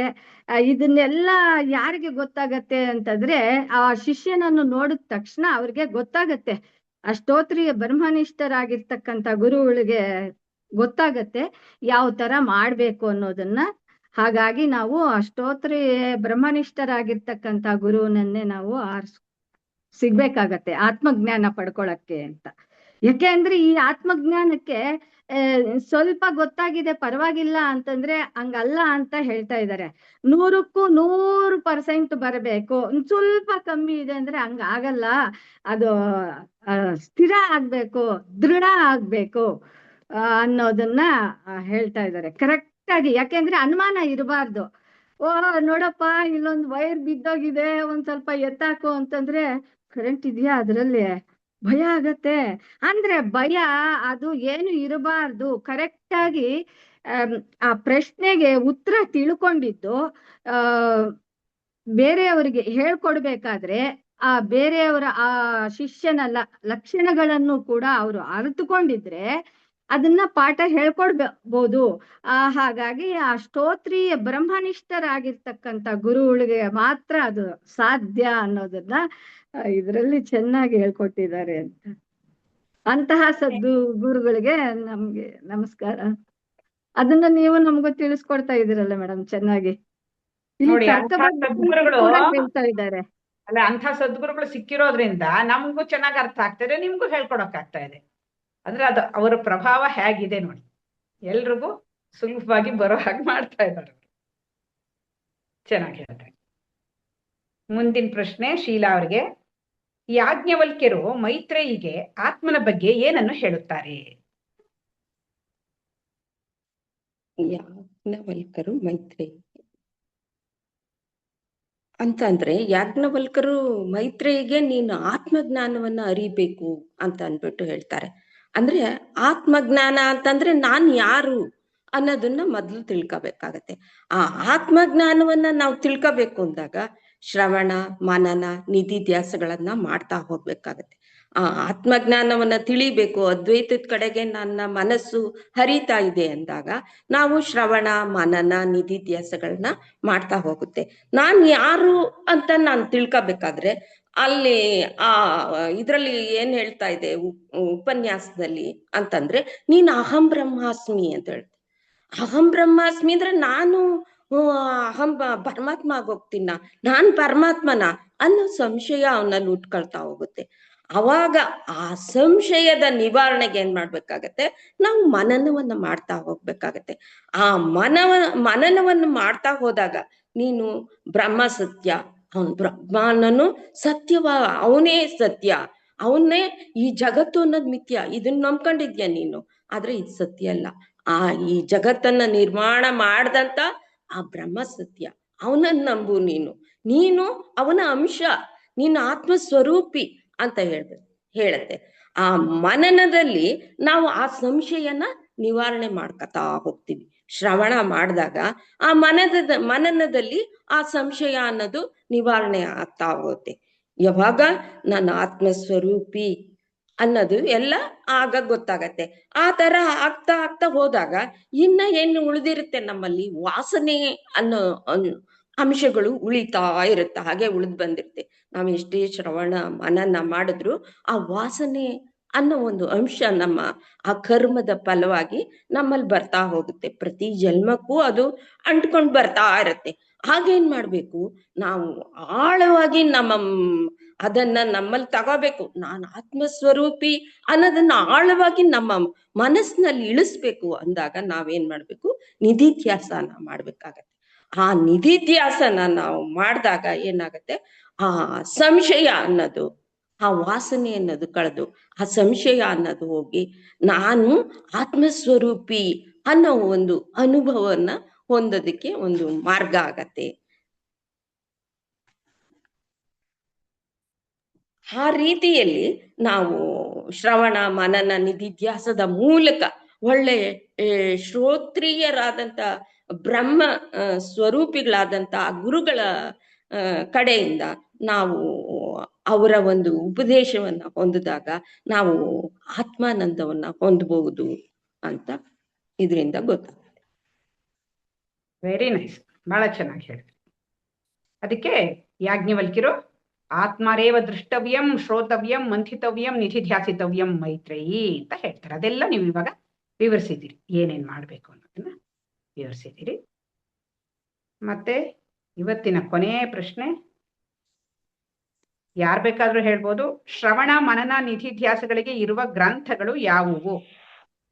ಸುಮಾರಾಗಿ ಹೇಳಿ, ಅದೇನು ಎಕ್ಸಾಕ್ಟ್ ಹೇಳ್ಬೇಕು ಅಂತಿಲ್ಲ. ಹೇಳ್ತೀರಾ ಸಂಧ್ಯಾ ಅವರೇ? ಹಾ, ನಾವು ಮೊದಲ ಬಾರಿ ಕಲ್ತದ್ದೆ ಆತ್ಮಜ್ಞಾನದ ತರಗತಿಗೆ ಬಂದಾಗ ತತ್ವಬೋಧ, LKG UKG ನರ್ಸರಿ ತರ ಅಲ್ಲಿಂದ ಆರಂಭ ಮಾಡಿದ್ವಿ. ಫಸ್ಟ್ ಕೇಳ್ಬೇಕಲ್ವಾ ಸದ್ಗುರುಗಳು ಏನ್ ಹೇಳ್ತಾರೆ. ಈ ಅಜ್ಞಾನ ಹೋಗ್ಲಾಡಿಸ್ಕೋಬೇಕು ಅಂತ ನಮ್ಗೆ ಯಾವಾಗ ಗೊತ್ತಾಯ್ತು, ಆಗ ನಾವು ತರಗತಿಗೆ ಜಾಯಿನ್ ಆದಾಗ ಮೊದಲ ಬಾರಿಗೆ ನಮ್ಗೆ ಆ ಇಂದ 1, 2ರಿಂದ ಹೇಗೆ ಆರಂಭ ಮಾಡ್ತಾರೋ ಹಾಗೆ ತತ್ವಬೋಧದಿಂದ ಶುರುವಾದ ನಮ್ ತರಗತಿ ಇವತ್ತು ಮಕರಂದದವರೆಗೂ ಬಂದಿದೆ. ಅಲ್ಲಿ ಹೇಗೆ ಜೇನುನ ನಾವು ಈಗ ಎಷ್ಟು ಸವಿಬೋದು, ಆತ್ಮಜ್ಞಾನದ ಜೇನು ಎಷ್ಟೊಂದಿದೆ ಅನ್ನೋದನ್ನ ಅಲ್ಲಿಂದ ಶುರು ಮಾಡಿ ಈಗ ನರ್ಸರಿ ಆಯ್ತು, ಪ್ರೈಮರಿ ಆಯ್ತು, ವಿವೇಕ ಚೂಡಾಮಣಿ ಆಯ್ತು, ಈ ಶ್ರವಣದ ಪುಸ್ತಕಗಳ ಇವು ತತ್ವಬೋಧ, ಮತ್ತೆ ನಾವು ಕಲ್ತಂಗೆ ವಿವೇಕ ಚೂಡಾಮಣಿ ಶ್ರವಣ ಗ್ರಂಥಗಳಾಯ್ತು. ದೃಕ್ ದೃಶ್ಯ ವಿವೇಕ ಅನ್ನೋದು ದೃಶ್ಯ ವಿವೇಕ ತತ್ವಬೋಧ ಅದಾಯ್ತು. ಮನನ ಗ್ರಂಥ ಆಯ್ತು, ಅದ್ವೈತ ಮಕರಂದ ಮನನ ಗ್ರಂಥ. ದೃಕ್ದೃಶ್ಯ ವಿವೇಕ ನಿಧಿಧ್ಯಾಸ ಮಾಡೋದು ಹೇಗೆ ಅಂತ, ಅಂತರ್ನಿಧಿಧ್ಯಾಸ, ಬಹಿರ್ನಿಧಿಧ್ಯಾಸ ಇವುಗಳನ್ನೆಲ್ಲ ಮಾಡ್ತಾ ಹೇಗೆ ನಾವ್ ಇವೆಲ್ಲದ್ರಿಂದ ಹೊರಬರ್ಬೋದು ಅನ್ನೋದನ್ನ ನಮ್ಗೆ ಸರಳವಾಗಿ ತಿಳ್ಕೊಡ್ತಾ ಬಂದ್ರಿ. ಆವಾಗ ಮಾಡ್ಕೊಂಡು ನಾವ್ ಎಲ್ಲಿ ನನ್ ಮನಸ್ಸಿನಲ್ಲಿ ಬರ್ತಿತ್ತಲ್ಲ ಆಲೋಚನೆಗಳನ್ನೆಲ್ಲ ಹೇಗೆ ನಾವು ಹಿಡಿದಿಟ್ಕೋಬಹುದು, ಅಲ್ಲಿವರೆಗೂ ನಮ್ಗೆ ಗೊತ್ತಾಗ್ತಿರ್ಲಿ, ಕೇಳ್ತಾ ಬರ್ತಿದ್ವಿ. ಮೊದ್ಲು ಶ್ರವಣ ಮಾಡುವಾಗ ಇವ್ಯಾವ್ದು ನಾನಲ್ಲ ಅಂತ ತಿಳ್ಕೊಬೇಕು. ಈಗ ಹೇಳ್ದಾಗೆ ಕಾಮಕ್ರೋಧಲು ಅರಿಷಡ್ವರ್ಗಗಳನ್ನ ದಾಟೋದ್ ಹೇಗೆ, ಅದಾದ್ಮೇಲೆ ನಾವು ಷಟ್ ಸಂಪತ್ತನ್ನ ಹೊಂದೋದ್ ಹೇಗೆ, ಅಲ್ಲಿಗ್ ಬಂದ್ಮೇಲೆ ನಾವು ಈ ಅವಸ್ಥಾತ್ರಯಗಳ ಮೂಲಕ ಹೇಗೆ ನಮ್ಮನ್ನ ನಾವು ಅರ್ಥಕೊಳ್ತಾ ಬರ್ಬೋದು. ಹೀಗೆ ಹಂತವಾಗಿ ಬರ್ತಾ ಇರ್ಬೇಕಾದ್ರೆ ಏನೇ ಮಾಡಿದ್ರು ನಮ್ ಆಲೋಚನೆಗಳಿಗೆ ಕಡಿವಾಣ ಹಾಕಕ್ ಆಗಿರ್ಲಿಲ್ಲ. ಅಲ್ಲಿ ಬಂದ ಅನುಮಾನಗಳನ್ನ ಮನನ ತರಗತಿಗಳಲ್ಲಿ ನಾವು ಚರ್ಚೆ ಮಾಡ್ತಿದ್ವಿ, ಕೇಳ್ತಿದ್ವಿ, ತಿಳ್ಕೊತಿದ್ವಿ. ಆದ್ರೂ ಕೂತ್ಕೊಂಡು ನಾನಲ್ಲ ಅನ್ಕೊಳ್ಳುವಾಗ 108 ಆಲೋಚನೆಗಳು ತಲೆನಲ್ಲಿ ದುಂಬಿ ತರ ಬಂದು ಕೊರಿತಾ ಇರ್ತಾನೆ ಇದ್ವು. ನಾವಲ್ಲಿ ನೆಲೆ ನಿಲ್ಲಕ್ ಆಗ್ತಾನೆ ಇರ್ಲಿಲ್ಲ. ನಾನು ಆತ್ಮಜ್ಞಾನಿ, ನನಗೆ ಹೊರಗಡೆ ಎಲ್ಲೂ ಸಿಗದೆ ಇರೋ ಸಂತೋಷ ಇಲ್ಲಿ ಸಿಗುತ್ತೆ ಅಂತ ನಮ್ಗೆ ಅರ್ಥನೇ ಆಗ್ತಿರ್ಲಿಲ್ಲ. ಹೇಳೋದು ಹೌದಲ್ವಾ, ಕರೆಕ್ಟ್ ಅನ್ಸೋದು. ಯಾವಾಗ ನಾವು ದೃಕ್ದೃಶ್ಯ ವಿವೇಕದಲ್ಲಿ ಅಂತರ್ನಿಧಿಧ್ಯಾಸ ಬಹಿರ್ನಿಧಿಧ್ಯಾಸ ಮಾಡ್ತಾ ನಮ್ಮನ್ನ ಧ್ಯಾನದ ಮೂಲಕ ನಾವ್ ಹೇಗೆ ನಮ್ಮನ್ನ ನಾವು ಮನಸ್ಸು ಕುಣಿತಾ ಇರೋ ತಕ ಕುಣಿತಾ ಇರೋ ಮನಸ್ಸನ್ನ ಒಂದು ಸ್ಥಿಮಿತಕ್ಕೆ ಇಟ್ಕೋಬಹುದು ಅನ್ನೋದು ಗೊತ್ತಾಯ್ತು. ಅಲ್ಲಿಗೆ ನಾವು ಮನಸ್ಸು ಶಾಂತವಾದಾಗ ನಾನು ಆತ್ಮ ಸ್ವರೂಪಿ ಅನ್ನೋದು ನಮ್ಗೆ ಅವಾಗ ಗೊತ್ತಾಯ್ತು. ಈ ದೇಹ ಮನ ಬುದ್ಧಿ ನಾನಲ್ಲ, ಇದೆಲ್ಲದರಿಂದ ನಮ್ಗೆ ಶಾಶ್ವತವಾದ ಸುಖ ಕೊಡ್ತಕ್ಕಂತ ಒಂದು ಅಮೂಲ್ಯವಾದ ವಿವೇಕ ಚೂಡಾಮಣಿ ವಜ್ರ ಏನಿದೆ, ಆ ವಜ್ರ ನಮ್ಮಲ್ಲೇ ಇದೆ. ಭಿಕ್ಷುಕ ತನ್ನ ಕೆಳಗಿರೋ ಸಂಪತ್ತನ್ನ ಅರಿವೇ ಇಲ್ದೇನೆ ಕೂತ್ಕೊಂಡು ಭಿಕ್ಷಾಟನೆ ಮಾಡ್ತಿದ್ದ. ಹಾಗೆ ನಾವು ಈಗ ನಮ್ಮಲ್ಲಿರೋ ಸಂಪತ್ತಿನರಿವು ನಮಗಿಲ್ದೇನೆ ಪ್ರತಿದಿನ ಯಾರದ್ದೋ ಪ್ರೀತಿಗೋಸ್ಕರ, ಯಾರದ್ದೋ ಕೃತಜ್ಞತೆಗೋಸ್ಕರ, ಯಾರೋ ನಮ್ಮನ್ನೇನೋ ಹೊಗಳ್ತಾರೆ ಅನ್ನೋದಕ್ಕೋಸ್ಕರ ಭಿಕ್ಷುಕರಂತೆ ಪ್ರತಿದಿನ ಏನೋ ನಿರೀಕ್ಷೆ ಇಟ್ಕೊಂಡು ಬದುಕ್ತಾನೆ ಇದೀವಿ. ನಾವ್ ಮಾಡೋದು ಒಂದೊಂದ್ರಲ್ಲೂ ಯಾರಿಂದನಾದ್ರು ಏನಾದ್ರೂ ನಾವು ಪಡ್ಕೋಬೇಕು, ನೀನ್ ಚೆನ್ನಾಗ್ ಮಾಡ್ದೆ ಅನ್ಬೇಕು ಅನ್ನೋದ್ರ ಕಡೆಗೆ ನಮ್ ಗಮನ. ಯಾರೋ ನಮ್ಗ್ ಸುಖ ಕೊಡ್ತಾರೆ, ಯಾರೋ ನಮ್ಗ್ ನೆಮ್ಮದಿ ಕೊಡ್ತಾರೆ, ಯಾರು ಬರಲ್ಲ. ಬಂದ ನಾವು ಪಾತ್ರಧಾರಿಗಳೇ, ನಮ್ಮ ಹತ್ರ ಬರೋರು ಪಾತ್ರಧಾರಿಗಳೇ. ಈಗ ಪ್ರಭುಜಿ ಹೇಳ್ದಾಗೆ ಸಿನಿಮಾದ ಒಂದು ತೆರೆ ಬೇಕು. ಆ ತೆರೆ ಇಲ್ದೇ ಇದ್ರೆ ನಾವು ಸಿನಿಮಾ ನೋಡಕ್ ಆಗಲ್ಲ. ಹಾಗೆ ಈ ದೇಹ ಅನ್ನೋದು ನಮಗ್ ಬೇಕು. ದೇಹ, ಮನ, ಬುದ್ಧಿಗಳನ್ನ, ಈ ಸಾಧನಗಳನ್ನ ಉಪಯೋಗಿಸ್ಕೊಂಡು ಇವೆಲ್ಲದ್ರ ಹಿಂದೆ ಇರ್ತಕ್ಕಂತ ಆತ್ಮ ಒಂದೇ ಶಾಶ್ವತವಾದದ್ದು. ಸತ್ ಚಿತ್ ಆನಂದ ಸ್ವರೂಪಿ ನಾವೇ. ಇದನ್ನ ಹೊರ್ಗಡೆ ಎಲ್ಲೂ ಹುಡುಕೋ ಅವಶ್ಯಕತೆ ಇಲ್ಲ ಅನ್ನೋದನ್ನ ತಿಳ್ಕೋಬೇಕು. ಅವಾಗ್ಲೇ ನಾವು ಆನಂದ ಸ್ವರೂಪಿಗಳು. ಅಪರಿಮಿತವಾದ ಈ ಪರಿಮಿತವಾದ ಜೀವನದಲ್ಲಿ, ಪರಿಮಿತವಾದ ಶರೀರದ ದೇಹ, ಮನ, ಬುದ್ಧಿಗಳಲ್ಲಿ ಸಿಗದೆ ಇರ್ತಕ್ಕಂತ ಅನಂತ ಆತ್ಮ ನಮ್ಮಲ್ಲೇ ಇದೆ ಅನ್ನೋದನ್ನ ತಿಳ್ಕೊಂಡು ಆನಂದ ಸ್ವರೂಪಿಗಳಾಗ್ಬೇಕು ಎಲ್ಲರೂ ಅನ್ನೋದೇ ನಮ್ಮ ಸದ್ಗುರು ನರಸಿಂಹ ಪ್ರಭುಗಳ ಇಚ್ಛೆ, ತಮ್ಮ ಇಚ್ಛೆ. ಎಲ್ಲರೂ ಇದನ್ನ ನಮಗೂ ತಲುಪಿಸ್ಕೊಟ್ಟಿದ್ದೀರಿ. ಈಗ ನಾವು ಇದಕ್ಕೆ ಕೃತಜ್ಞರಮ್ಮ. ಹೇಗೆ ಭಗವದ್ಗೀತೆ ಭಗವಂತ ಗೀತೆಯನ್ನ ಬರೆದು ಎಲ್ಲರಿಗೂ ತಿಳಿಸೋದಿಕ್ಕೆ ಪ್ರಯತ್ನ ಪಟ್ರು. ಅದನ್ನ ಅರ್ಥ ಮಾಡ್ಕೊಳಕ್ ಆಗಲ್ಲ ಅಂತ ಅದನ್ನ ಉಪನಿಷತ್ತುಗಳ ಮೂಲಕ ಸರಳೀಕರಣಗೊಳಿಸಿ ತಿಳಿಸ್ಕೊಡ್ತಾ ಬಂದ್ರು. ವೇದದಲ್ಲಿ ಇರ್ತಕ್ಕಂತ ಎಲ್ಲಾ ಸಾರವನ್ನು ಉಪನಿಷತ್ತುಗಳು, ಬ್ರಹ್ಮಸೂತ್ರಗಳು ಇವುಗಳ ಮೂಲಕ ಹೇಗೆ ತಿಳಿಸ್ಕೊಡ್ತಾ ಹಾಗೆ ನಮ್ಗುನು ಇವನ್ ಇನ್ನೂ ಸರಳೀಕರಣಗೊಳಿಸಿ ಹೇಳ್ದಾಗ, ಈಗ ಮಗುಗೆ ಒಂದು ಹಸ್ದ ಮಗುಗೆ ತಾಯಿ ಹೇಗೆ ಅದನ್ನ ಅನ್ನವನ್ನ ಯಾವ ರೀತಿ ನೀಡಿದ್ರೆ ಅದಕ್ಕೆ ಒಂಚೂರು ತುಪ್ಪ ಹಾಕಿ ಅದನ್ನ ಸ್ಮ್ಯಾಶ್ ಮಾಡಿ ಎಲ್ಲ ಮಾಡಿ ಕೊಟ್ರೆ ಅದು ಸರಳವಾಗಿ ನುಂಗುತ್ತೆ ಅನ್ನೋದು ಹೇಗ್ ಗೊತ್ತಾಗುತ್ತೋ, ಹಾಗೆ ಅದ್ರಲ್ಲಿರೋ ಸಾರನ ಇನ್ನೂ ಸರಳೀಕರಣಗೊಳಿಸಿ ಚೆನ್ನಾಗಿ ಉಣಬಡಿಸ್ತಾ ಇದ್ದೀರಾ. ತುಂಬಾ ಕೃತಜ್ಞ.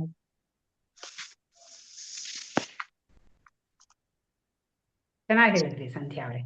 ಉಪನಿಷತ್ತೇ ಅದು ವೇದಾಂತ. ಆ ವೇದಾಂತವನ್ನ ಸರಳೀಕರಣಗೊಳಿಸಿರುವಂಥದ್ದು ಭಗವದ್ಗೀತೆ. ಅದು ಉಪನಿಷತ್ತಿನ ಸಾರ. ಭಗವದ್ಗೀತೆ, ಬ್ರಹ್ಮಸೂತ್ರಗಳು ಅದೆಲ್ಲ ನೀವು ಹೇಳಿದಂಗೆ ನಮ್ಮ ಗುರುಗಳು ಅದನ್ನ ಅತ್ಯಂತ ಸರಳೀಕೃತಗೊಳಿಸಿ ನಮಗೆಲ್ಲ ನೀಡ್ತಾ ಇದ್ದಾರೆ. ನಾವು ಅದರ ಸವಿಯನ್ನ ಉಣ್ತಾ ಇದ್ದೀವಿ. ಇಲ್ಲಿಗೆ ಇವತ್ತು ಈ ಮೊದಲನೇ ವಿಡಿಯೋ ಏನಿದೆ ಅದ್ವೈತ ಮಕರಂದದ ಪ್ರಸ್ತಾವನೆ ಅಷ್ಟೇ ಇದರಲ್ಲಿ. ಮತ್ತೆ ಮುಂದಕ್ಕೆ ಮುಂದುವರ್ಕೊಂಡು ಹೋಗುತ್ತೆ. ಇಲ್ಲಿಗಿದು ಮುಗಿಯುತ್ತೆ. ಇನ್ನೇನಾದ್ರೂ ಇದ್ರ ಬಗ್ಗೆ ಯಾರಿಗಾದ್ರೂ ಪ್ರಶ್ನೆಗಳಿದ್ರೆ ಕೇಳ್ಬೋದು. ಇನ್ನೊಬ್ರು ಯಾರು ಜಾಯಿನ್ ಆಗಿರೋದು ಇಲ್ಲಿ ಇವಾಗ ಅವ್ರ ಹೆಸರು ಬಂದಿಲ್ಲ. ಕುಸುಮಾ ಅವರು. ಓ, ಕುಸುಮಾ ಅವರಾ? ಓಕೆ ಓಕೆ ಓಕೆ, ಸರಿ. ಯಾರಿಗಾದ್ರೂ ಏನಾದ್ರು ಪ್ರಶ್ನೆ ಇದೆಯಾ? ಪ್ರಶ್ನೆ ಯಾರಿಗೂ ಇಲ್ಲ ಅಂದ್ರೆ ಪ್ರಾರ್ಥನೆ ಮಾಡ್ಬಿಟ್ಟು ರೆಕಾರ್ಡಿಂಗ್ ಸ್ಟಾಪ್ ಮಾಡೋಣ. ಸುಜಿ ಅವರೇ ಪ್ರಾರ್ಥನೆ ಮಾಡ್ತೀರಾ? ಹಾ ಮೇಡಮ್. ಓಂ ಅಸತೋ ಮಾ ಸದ್ಗಮಯ ತಮಸೋ ಮಾ ಜ್ಯೋತಿರ್ಗಮಯ ಮೃತ್ಯೋರ್ಮಾ ಅಮೃತಂಗಮಯ. ಓಂ ಶಾಂತಿ ಶಾಂತಿ ಶಾಂತಿ. ಪೂರ್ಣಮದ ಪೂರ್ಣಮಿದಂ ಪೂರ್ಣಾತ್ ಪೂರ್ಣಮುದುಚ್ಯತೆ ಪೂರ್ಣಸ್ಯ ಪೂರ್ಣಮಾದಾಯ ಪೂರ್ಣಮೇವಾವಶಿಷ್ಯತೆ. ಓಂ ಶಾಂತಿ ಶಾಂತಿ ಶಾಂತಿ. ನಾನೆಂಬುದು ನಾನಲ್ಲ, ಈ ದೇಹ ಮನಬುದ್ಧಿ ನಾನಲ್ಲ, ಸಚ್ಚಿದಾನಂದಾತ್ಮ ಶಿವನಾನು ನಾನೇ. ಶಿವೋಹಂ ಶಿವೋಹಂ ಶಿವೋಹಂ. ಆತ್ಮದರ್ಶನಂ ಬ್ರಹ್ಮದರ್ಶನಂ ಬ್ರಹ್ಮದರ್ಶನಂ ಸತ್ಯದರ್ಶನಂ. ಲೋಕಾ ಅಂತರ್ಜ್ಯೋತಿಃ ಬಹಿರ್ಜ್ಯೋತಿಃ ಪ್ರತ್ಯಜ್ಯೋತಿಃ ಪರಾತ್ಪರಾ ज्योतिरेव ज्योतिः स्वयं ज्योतिः आत्मज्योतिः शिवोऽस्म्यहम्। ॐ शान्ति शान्ति शान्तिः। लोकाः समस्ताः सुखिनो भवन्तु। लोकाः समस्ताः सुखिनो भवन्तु। लोकाः समस्ताः सुखिनो भवन्तु। हरिः ओम्। सर्वं श्रीकृष्णार्पणमस्तु। ಧನ್ಯವಾದಗಳು ಸುಜಿ ಅವರೇ. ಹರಿ ಓಂ. ಹರಿ ಓಂ ಮೇಡಮ್. ಹರಿ ಓಂ. ಹರಿ ಓಂ ಹರಿ ಓಂ. ಮೇಡಮ್. ಎಲ್ಲ ಆತ್ಮಜ್ಯೋತಿಗಳಿಗೂ ಹರಿ ಓಂ.